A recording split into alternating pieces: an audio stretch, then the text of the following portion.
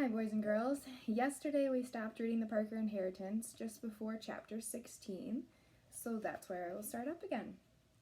Chapter 16, Siobhan Washington.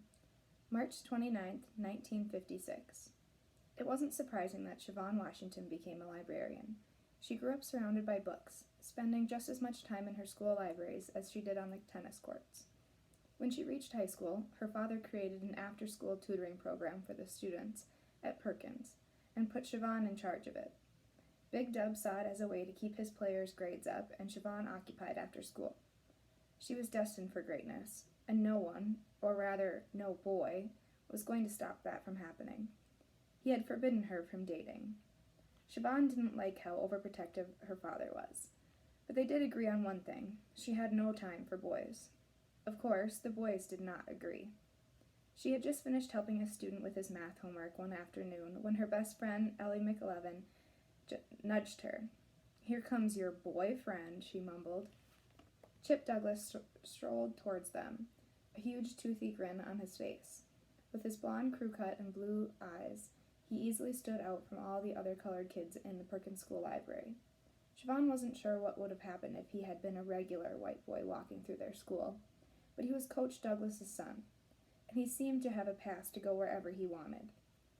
Coach Douglas had been at the school since 1951, though it was only recently that her mother explained why he was a teacher there.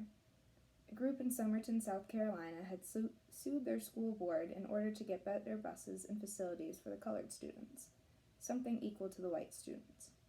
In an attempt to head off a similar fight, the Lambert School Board sprung for a new bus for the Perkins students and promised to hire better teachers in order to meet the separate but equal law.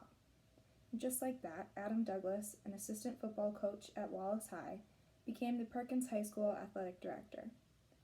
Everyone was upset first, but Coach Douglas worked hard to build trust with the staff, especially her father.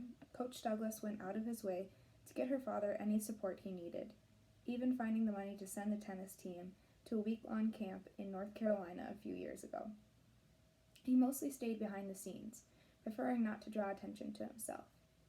The same could not be said for his son. "Hey, C.O. Bond," Chip said once he reached the table. She sighed. That had been cute when she was a kid, but she had outgrown Chip's constant mispronunciation of her name.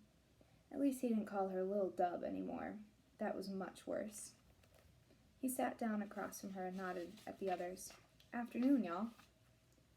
Reggie, a boy working on a math assignment, kept his head down and slid farther away from them, almost like he didn't hear Chip's greeting. Ellie reached to Chip with a nod, but didn't speak. "What are you doing here?" Siobhan asked. "Your daddy's probably out back at the track if you're looking for him." "I was just there," he said. "Came here looking for you. Wanted to show you this." He unfolded a letter and placed it on the table. Siobhan read the first few lines. "You got into Georgetown?" "Yep, just found out today." He beamed at her. Even if she had wanted to hug him, she wouldn't have. Not because he was a white boy and she was a colored girl. Not because he was a teacher's son.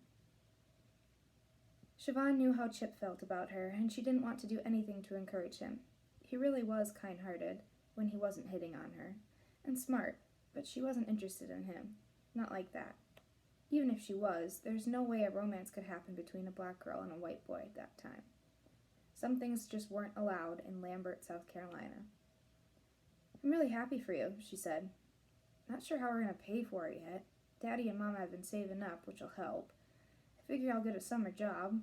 Glenn's daddy thinks he can pull some strings and find me something at the pool that pays pretty decent." Siobhan noticed Ellie shifting in her seat. Glenn Allen and his brothers were one of the reasons Ellie didn't trust any white people in Lambert. They were especially mean to kids like Ellie and Siobhan, kids with the darkest of skin. "Again, congratulations." Siobhan pushed the letter toward him. "Now I need to get back to tutoring." Chip peeked at Ellie's homework. "Geometry? Maybe I could help."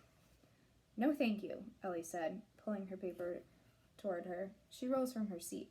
"Siobhan, I should go. Mama will be expecting me home soon anyway." Siobhan watched Ellie walk away. "Chip, you can't keep running off my friends. Ellie needs all the help she can get if she's going to pass." "Well, I was just trying to help," Chip said. "You made her nervous." "I'm sorry." He looked around the library. Siobhan wondered if Chip could tell how on edge everyone was. Maybe we should step outside. Got a few minutes? He asked. I don't think that's a good idea, she replied. You shouldn't even be in here. If your friends from Wallace High, they're not my friends, Chip said. I would come here if I could. You know I would. Siobhan believed him, but that didn't matter. The rules were the rules. Georgetown is in D.C., he continued, as he rubbed his hands along the edge of the table. His skin seemed so pale against the dark, knotty wood. That Negro University, Howard, is there as well. It's one of the best colored schools in the country. They've even got a medical and law school. You sound like my daddy, she said. Her father had already plotted out Siobhan's life. She'd even be a tennis star, and then she'd become a big-time doctor or lawyer. But Siobhan had other plans. She enjoyed playing tennis, but for her it was just a sport, not a battle. And while she liked the idea of becoming a doctor, she'd started to consider other careers, like teaching. She enjoyed seeing the students in her tutoring classes succeed. Anyway, I'm only a sophomore, she added. I've got plenty of time before I have to worry about college. I know, but still, if you went to Howard, you wouldn't be up there all by yourself.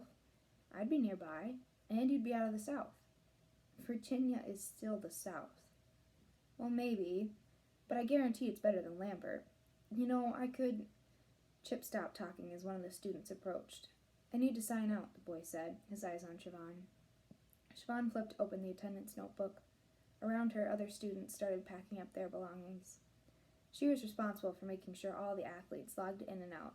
Each athlete was required to attend tutoring twice a week. Other students, like Ellie, came in for extra help. Thanks for the advice, she said to Chip. Now really, you should go. I'm not leaving without one of your puzzle questions. A small line had formed at the table. Chip, I win and I get to ask you anything I want. You win, you get to ask me anything. Both of their fathers loved making bets. This seemed to have rubbed off on Chip. Do we have a deal? Siobhan didn't have time for this. Okay, if you're so good at math, this should be easy. Listen closely. As I was going to St. Ives, I passed a man with 7 wives. Each wife had 7 sacks. Each sack had 7 cats. Each cat had 7 kits. Kits, cats, sacks, and wives. How many were traveling to St. Ives? Chip furiously wrote on his palm as students began to sign out. A few glanced at Chip, but no one spoke to him. Siobhan didn't think he even noticed what was happening around him. He was too busy scribbling on his hand. Can you say it again? He asked a few minutes later. She repeated the riddle twice, just to make sure he heard it all. I got it, he finally said. He showed his hand to Siobhan. 2,801. Siobhan smiled. Sorry. I'm wrong? Chip started writing on his palm again. Wait, let me try. Too late, she said. Here's my question. Will you please stop bothering me during tutoring? Elton Macy, one of the football players, had just signed out, and he stifled a grin as he walked out. To be fair, I only said you could ask me anything you want. I didn't say my answer had to be something you liked. Chip winked and stood from the table. See you around, Siobhan. Siobhan waited until everyone had left, then locked up the library. It was track season. She'd find her father in the back of the school with Coach Douglas. But she didn't want to run into Chip again. She decided to wait in her father's classroom. She had a big science exam in a few days. She figured she might as well get some studying done. Plus, she'd already finished her latest book of crossword puzzles. She walked to her locker to get her chemistry textbook. A small note was stuck in the vent, probably something from Ellie. She unfolded the paper. Only one person was going to St. Ives. Will you meet me at the big oak tree in Vickers Park at 5 o'clock? Siobhan spun around. The hallway was empty. The handwriting was small and rushed. Definitely not Ellie's or anyone else she recognized. Had Chip figured out the answer? Maybe. But even then, would he have asked her to meet him at the park? Vickers Park was in the middle of Vista Heights, the oldest colored neighborhood of the town. Chip was bold, but not that bold. Siobhan refolded the note, then glanced at the clock on the wall. If she ran, she could make it to the park with 5 minutes to spare. Chapter 17. Candace was halfway across the street when her mother came out of their house. Sorry, Candace yelled as she sped up. I lost track of time. It's okay, her mother carried a bottle of red wine. Candace stopped at the edge of their driveway. You're going out? Brandon's mom invited me over for dinner. I wanted you and your father to have a little more alone time." She paused in front of her daughter. "He's driving back home first thing in the morning." "I thought he was staying until Monday afternoon." "Work stuff again?"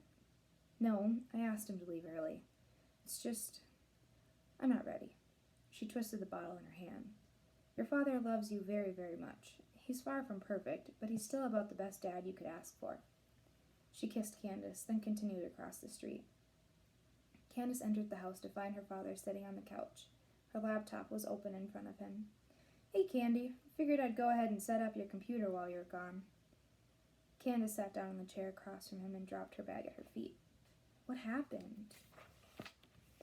He flashed the same silly, clownish grin he always sported right after he and her mother had been fighting. "It's nothing. Dad, I'm not a kid. You don't have to lie to protect me anymore." He laughed. "You'll always be my kid. Will you please tell me what happened? Were you two fighting again?" "No. Well, a little." He closed the laptop. "It's hard, for both of us. I'm blurring the lines too much. It's hard to be a good dad to you and an ex-husband to her at the same time. She told me she asked you to leave early." I was 2 seconds away from offering the same. He patted the couch, and Candace moved to sit beside him. "Don't worry. Everything's okay, really. Mom said she wanted us to have some alone time." She took a breath. "Is there something you need to tell me?" Another clown smile. "Just wanted to spend time with my baby girl before I left." Still no talk of Danielle. Not that she was surprised. "I wish I'd gotten the chance to know Brandon a little better," he continued. "I heard you two are working on some type of summer project." "Yeah, that's why we were at the memorial."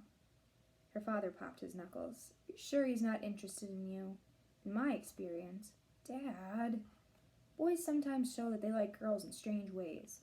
When I was your age, boys showed interest in girls by ignoring them or treating them badly. That doesn't make any sense." "Boys rarely do, I'm afraid."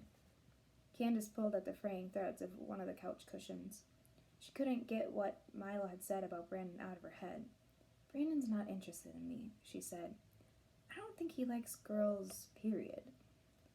"Oh?" Her father's voice changed tone. "Are you sure?" She shrugged. She was a bit surprised she was even talking about this with him. She usually saved talks like this for her mom. Or at least she used to. "I don't know if he's gay or not, but some boys were teasing him about it yesterday. Kids are cruel. Adults, too, for that matter," he said. "Are they physically hurting him?" She shook her head. "They're just some stupid kids from the neighborhood who like to call him names." "Candy, no one is stupid." Stupid was another word he didn't like. "You'd change your mind if you met those boys." He squeezed her hand, then released it. "One day people will look back and be amazed, and horrified, at the way gay people were treated. But that doesn't help Brandon today. If it gets worse, I'll tell Mom, I promise." "Good." He rose from the couch. "We should eat. I cooked pork chops and asparagus for dinner. It's getting cold." Candace followed her father into the kitchen. The food smelled delicious. Plus, she could still smell the bacon from earlier that morning. Her mom was right. Her dad was far from perfect, but he was still pretty great. And we are going to stop just before chapter 18. And my question for you is, do you think that it's Chip who got the riddle right and is going to meet Siobhan in the park? Or do you think it's someone else?